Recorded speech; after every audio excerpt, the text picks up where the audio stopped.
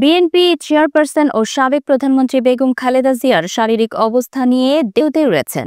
কি হচ্ছে তার চিকিৎসায়?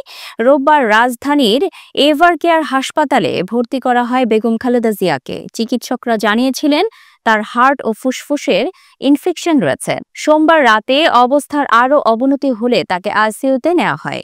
এখন তিনি নিবিড় পর্যবেক্ষণে রয়েছেন মেডিকেল বোর্ডের তত্ত্বাবধানে। মেডিকেল বোর্ডের এক সদস্য জানিয়েছেন, বুকে ইনফেকশন ছড়িয়ে পড়ায় খালেদা জিয়ার শ্বাসকষ্ট বেড়ে যায়।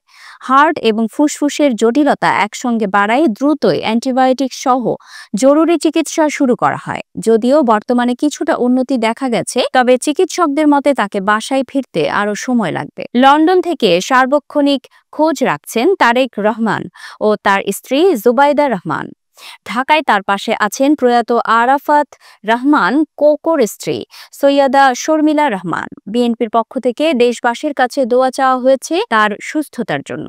গত 7 জানুয়ারি উন্নত চিকিৎসার জন্য যুক্তরাজ্যে যান খালেদা জিয়া। প্রায় 117 দিন চিকিৎসাধীন থাকার পর 6 মে দেশে ফেরেন। দেশে ফিরেই নিয়মিত স্বাস্থ্য পরীক্ষার অংশ হিসেবে তাকে হাসপাতালে নেওয়া হয়, যা পরবর্তীতে জটিল হয়। এভার কেয়ারের বিশেষজ্ঞ ডাক্তার শাহাবুদ্দিন তালুকদার জানিয়েছেন, বর্তমানে তার শারীরিক অবস্থার কিছুটা উন্নতি হয়েছে, তবে পুরোপুরি স্থিতিশীল হতে সময় লাগবে। চিকিৎসকরা নিয়মিত পর্যবেক্ষণে রয়েছেন।